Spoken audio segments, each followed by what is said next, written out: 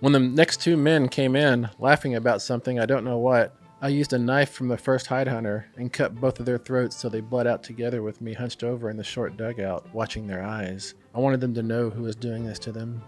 I wanted them to know and not understand. If I would have planned better, I would have cut a yearling blackhorn's head off and hollowed it out, pulled it over mine, because for what I was doing, I didn't need my mouth.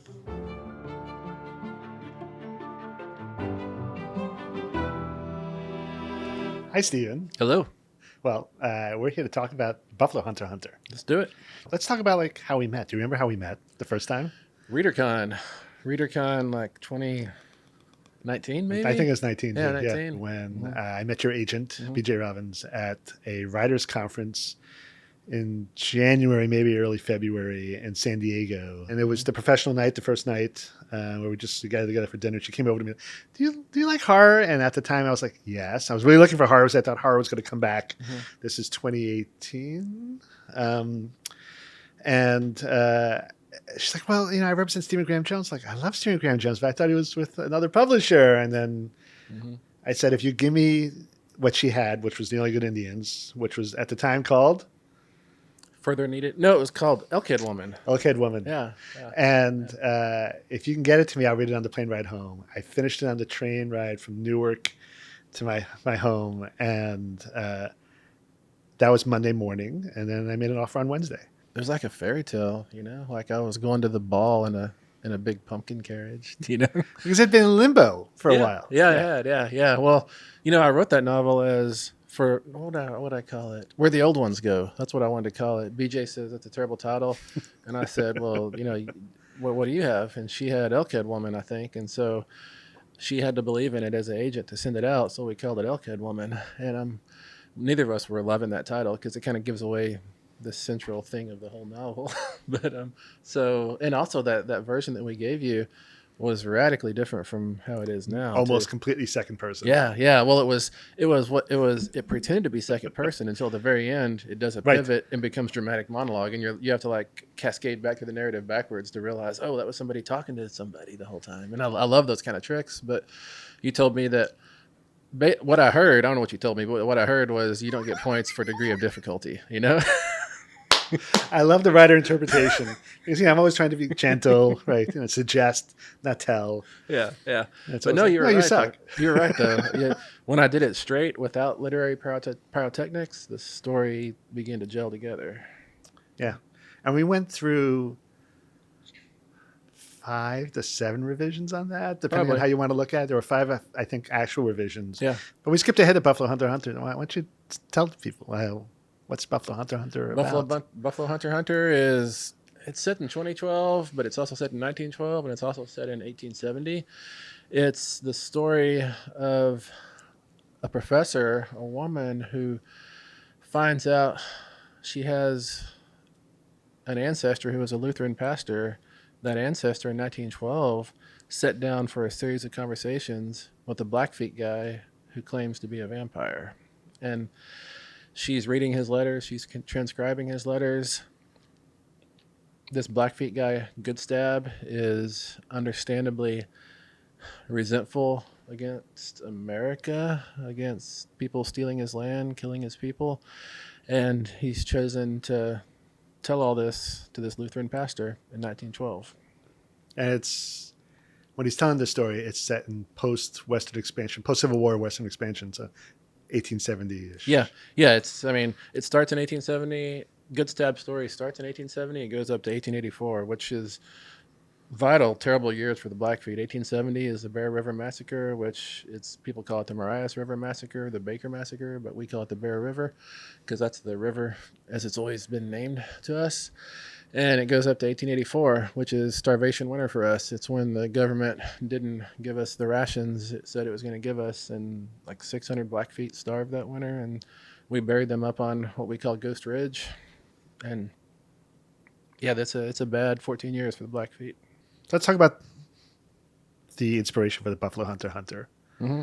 I think my inspiration for the Buffalo Hunter Hunter has a whole lot to do with a little 40 second video I saw from the Blackfeet Reservation. Like we have a pretty good buffalo herd up there, and Now Yeah, now we do. Yeah, and man, I can't remember the date, but it's probably been a year and a half ago.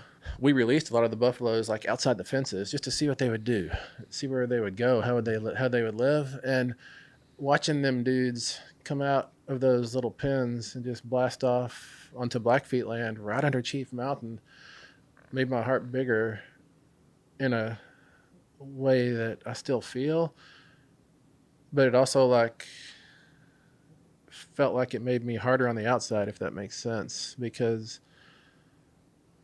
I realized that they should have been there all along, you know. But then, and kind of ramping up to Buffalo Hunter x Hunter, I read a lot of books on the Buffalo Slaughter and a lot of books on the Bear River Massacre, and I think I read a few epistolary novels too, just to refamiliarize myself with I don't know, the dynamics, the techniques, the tricks, the shortcuts, and the problems too. Like so many other books can serve as cautionary tales for what you're doing now, and so many books can show you ways through that you wouldn't have thought of yourself. And yeah, but the Buffalo Hunter x Hunter for me is the way I think of it, the way I remember it beginning is a slowed down video of those buffalo going out into Blackfeet land under Chief Mountain. And then we were up there, was it last summer, maybe 2 summers ago? And we were looking for that buffalo herd up under Chief Mountain for the whole like 8 or 10 days we were there or whatever. Never found them. I had to go back to Colorado. My dad stayed an extra day or two just to do some stuff in Browning. And he randomly up under Chief Mountain ran into that herd and got a picture of them and sent them to me. And it was just it's so cool to see them up there. Yeah. Mm-hmm. Yeah. And then in the book itself, you take actual, I don't know if you actually used actual dialogue from the diary of some of the soldiers or not. Mm-hmm. It's very close. I read a lot of the old letters that soldiers wrote back home after they did the Bear River Massacre. And it's so insulting. The whole massacre will get like 3 sentences. Oh, we shot 200 Indians today. They didn't even come out of their lodges. But then they talk about, oh, the food here is terrible. Like it's on the same level, And I read those letters so I could understand how people wrote letters back then. I want to understand how they spoke so I could emulate that in some fashion through Arthur Beaucarn, the 1912 Lutheran pastor. And it was really instructive, but it also gave me a lot of fuel for writing the novel too. And the banality of evil, right? Mm-hmm. Yeah. Mm-hmm. And just how casual. I know. Yeah. So terrible. So terrible. And a lot of the little details that I have in the novel about the Bear River Massacre are from those letters. It's told in this diary form, which is epistolary, so it's a big change. I love epistolary. I love epistolary too. Epistolary novels follow so many of the same, rules, techniques, dynamics of a found footage film. And so what you have to do in an epistolary novel is somehow make it make sense that people still have the camera on. People are sitting down to write a letter about what happened. And they're writing it as if it's fiction, with dialogue, with exposition, with all this stuff. And it's really, really tricky. It's you kind of have the permission or license when you're doing a epistolary novel to be a little more fiction-y, because nobody writes letters like that. It's totally unbelievable. But if you get people hooked into the story premise and into the characters enough, then they'll go with you. They'll say, I don't believe people would write like this, but this is the only way I'm getting this information. I think we want to. I think that's part of the joy of the epistolary. We want to. Yeah. But in this age of email and texting, I wonder if epistolary is changing. I wonder, and also the influence of found footage films. Well, there have been. It's good you're talking about found footage, but I've seen definitely a YA novel that's epistolary, but through texts. Yeah, I've seen that too. Yeah. I was a teenage slasher right before Angel of Indian Lake. I wrote it when I was supposed to be writing Angel of Indian Lake, actually.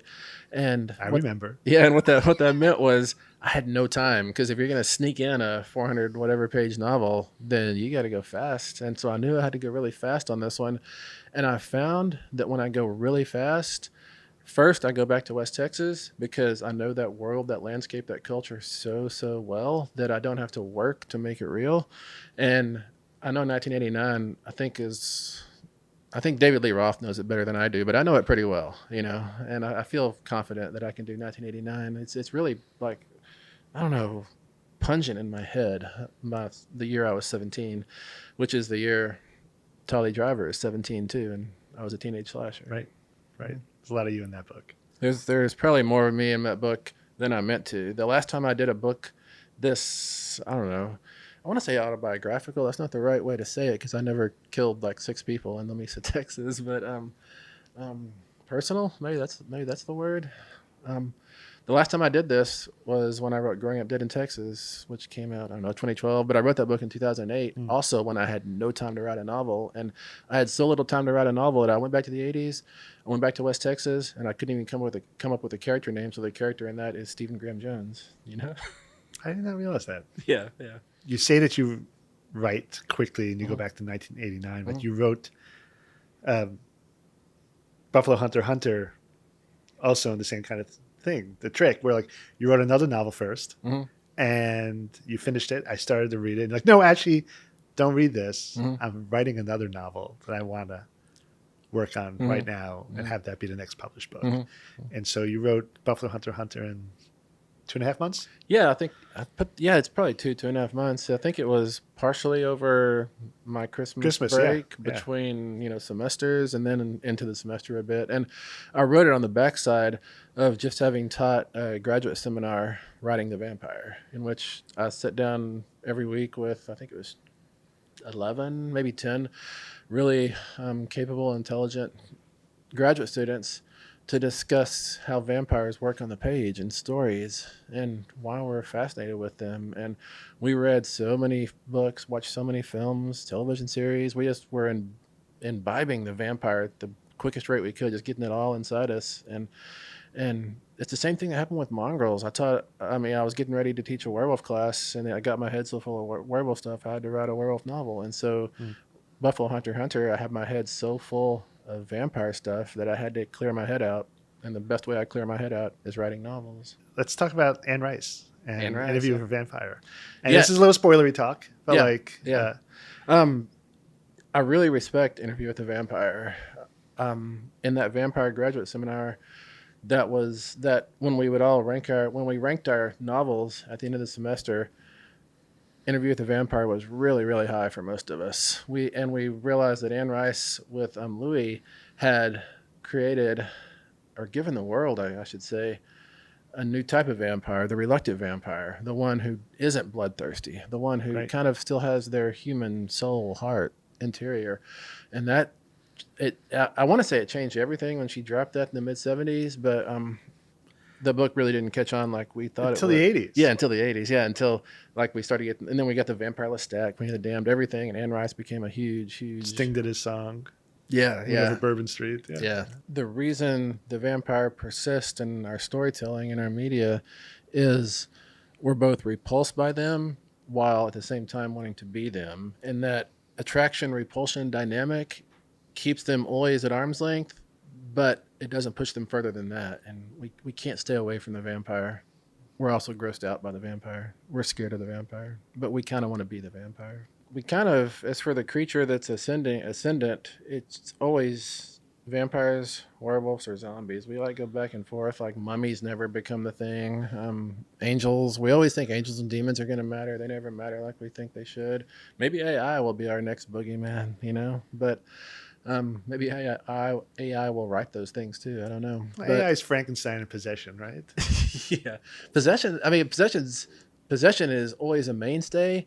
Possession is always like prestige horror, it feels like. Like it never like catalyzes and boils up over the horizon to take over the world like, vampires will sometimes do.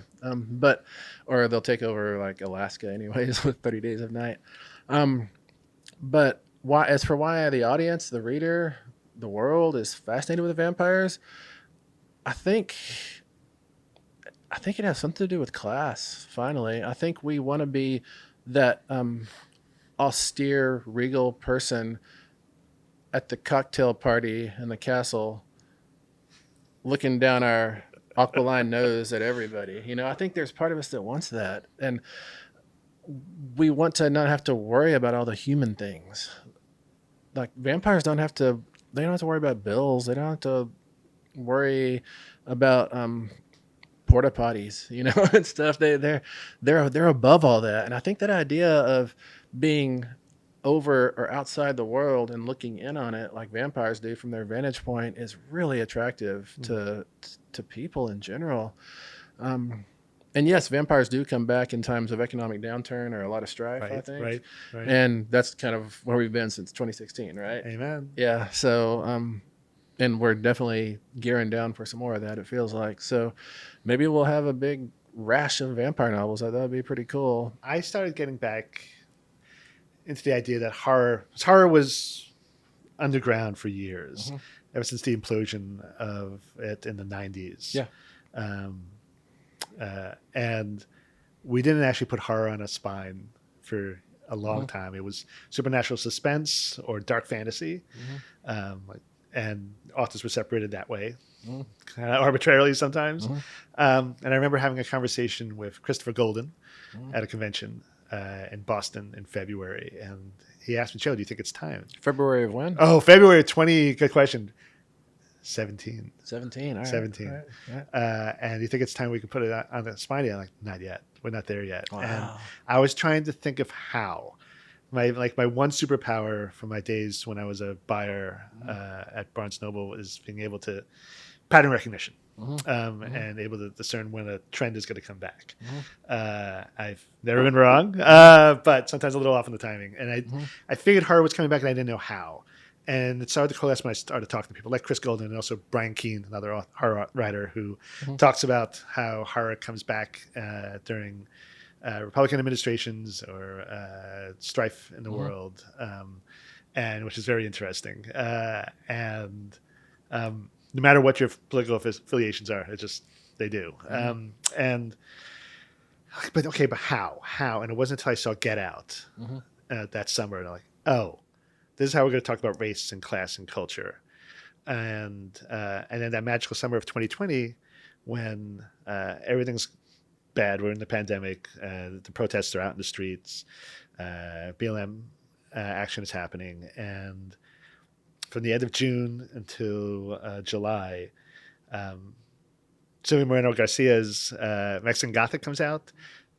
3 weeks later, The Only Good Indians comes out, and both are tremendous successes, and both of you had very different career arcs since. And so that was the way in. That's how I thought horror was going to come in. And since then, we've had this kind of explosion of horror, talking about issues and also just fun stuff too, both, and a lot of success. Largely male writers.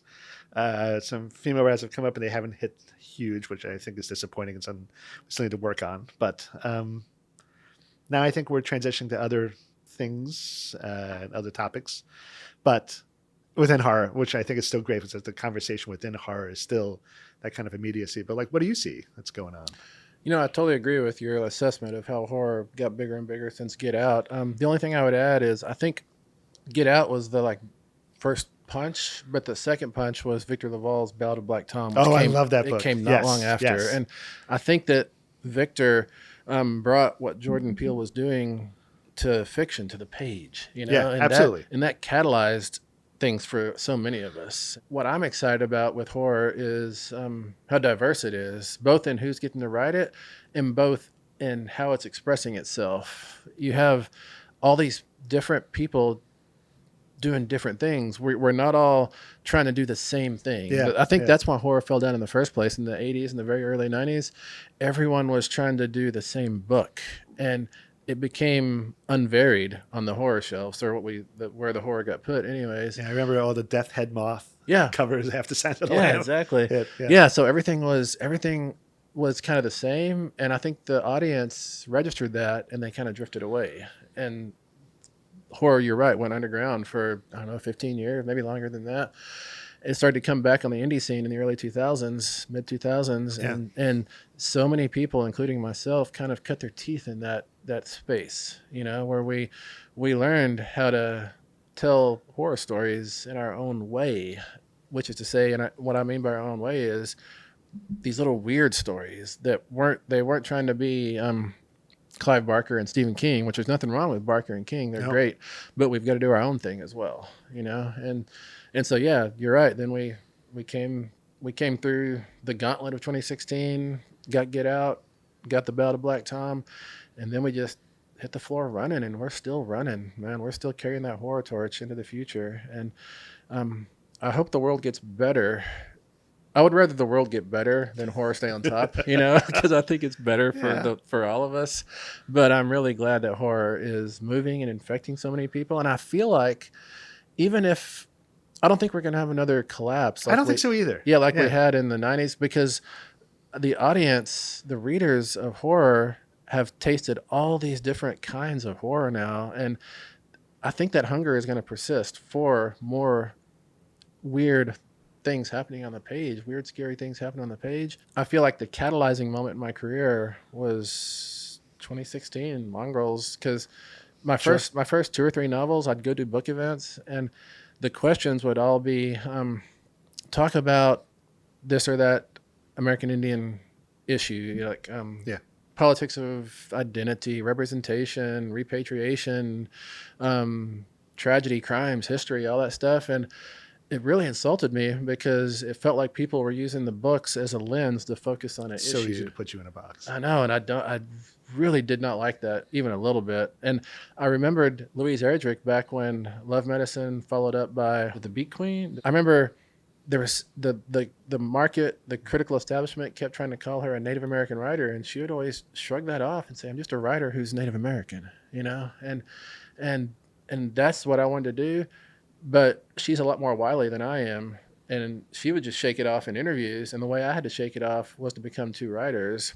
And so I went to write about, I did Zombie Bake Off, Last Final Girl, all these kind of pulpy horror things. And what I was doing was daring the people who were asking me those Indian questions to find some Indian content there. I wanted to make myself immune to those questions, which I so despise. But at the same time, I still had like literary impulses. So I was doing these weird, like formally innovative, I say innovative, other people probably say stupid, but I was doing these weird books on the side. And so I was 2 writers, but then finally with Mongrels, I became a single writer again. I was able to do weird form with the horror creatures I loved. And I became one writer. And I feel like since I became one writer again, things have been easier for me because I'm not split, And then right on the heels of Mongrels, I wrote the novel which would become The Only Good Indians. Yeah, but then you had the novellas first. Yeah, I had Map of the Interior, and I don't remember when I wrote Night of the Mannequins. Somewhere in there I wrote Night of the Mannequins. But I wrote Night of the Mannequins after The Only Good Indians. Right? Yeah, because Ellen Datlow, after Map of the Interior, won a Stoker, maybe a Shirley Jackson, I don't remember. She called me up and she said, "Hey, let's do another novella." And I said, "Sure," because mapping took me 4 days. I'm like, I got 4 days. And so I sat down to write a novella and accidentally wrote Babysitter Lives. And I was like, that's a novel. What's wrong with you? So I pushed it to the side, sat down to write a novella, and I wrote this other novel called Killer on the Road now. And I'm glad that it's not coming out quickly because Stephen King's The Outsider came out, and Killer on the Road shares a little thing with Outsider, so I want some distance. I want some distance from The Outsider. And The Outsider is amazing. You gotta know, yes. The Outsider is probably my favorite King novel in the last decade. I love. All right, well, I'm gonna go. I love The Outsider, but anyways, and I wrote that. I'm like, I need to write a novella, and so then I sat down and I wrote. I told myself, you've forgotten to write how to write a novella, so whatever happened, stop at 115 pages. And so I wrote 115 pages. I stopped, and this was The House That Ran Red, the first big section of The Only Good Indians. And I called up BJ and I said, "Hey, I'm done with that novella finally." But then I accidentally thought of one line that would pivot it and open the narrative up into a novel. I said, "Do you want me to keep this a novella and mail it to Ellen Datlow, or should I turn it into a novel?" And she didn't even hesitate. She said, "Go ahead and write it into a novel. Those are easier to sell." So the reason I wrote The Only Good Indians is because BJ told me novels are easier to sell. And I finished it out. And then I finished that and I pushed it to the side and I finally wrote Night of the Mannequins, that novella that I owed Ellen Datlow. But it instead of taking me 4 days, it took me probably 4 or 5 months because I wrote 3 other novels in between, doing it. Trying to write it. Yeah, we've. I guess by publishing in 2025, we will have been caught up ish. I know there's a couple novels I haven't seen, right? There's another novel I have, the one that came before Buffalo Hunter x Hunter. Yeah. I don't remember which one that is. I won't say it, but yes, that. But but you're also veering into other genres. Yeah. Like this is some historical. Yeah. No, it's wildly different. This is like, I think if you rub my name off of Teenage Slasher and Buffalo Hunter x Hunter, you would never guess. No, it's the same which writer. Is exciting. I was on a panel with Joe Lansdale back in 2002 in Austin, and in the Q&A period, somebody out in the audience raised their hand, and they said, "Hey, Joe, what genre do you write in?" And Joe Lansdale didn't even hesitate. He said, "I write in the Joe R. Lansdale genre." And I thought, that's the life I want right there. I want to be able to write mystery, science fiction, fantasy, horror, literary, whatever. I want to be able to go on any shelf that I have a flickering desire to go to. That's how genre is for me. It's like I feel like I'm on a carousel that's going around really fast, and it's one of those old style carousels where you're supposed to reach out and grab the brass ring, But in genre, there's a series. There's like 12 brass rings around that carousel, and each of those brass rings are a story beat, a convention baked into the genre that the audience has come to expect. And I have to hold on to my giraffe, my tiger, whatever I'm on, lean out as far as I can, and put a finger through each of those things, those brass rings that the audience expects in a slasher, in a vampire novel, and whatever it is. But between those brass rings, I can do anything I want. Sure. And that's what I love. Another way to say it is, say I'm a dancer, and you take me into an empty airplane hangar, 3 acres of concrete. It's just me and, I don't know, a camera crew there. And they say, "All right, show us your best dance." Given 3 acres of smooth concrete, I'm going to run all around and do the stupidest dance ever. But if somebody on that crew gets masking tape and tapes out a little 4-foot square for me, and they say, "Do your dance in that square," then I think I can do something that matters, something that might be good. And that's how genre is for me. Genre is that 4-foot masking tape square that I'm constrained to. And within that space, I'm so alive, and I think I can do stuff that hopefully matters and connects with people. That's a mic drop right there. So, well, Stephen, thanks for this conversation. This was a lot of fun. Man, this is just you and me talking like we always do. There just happen to be cameras. Yeah.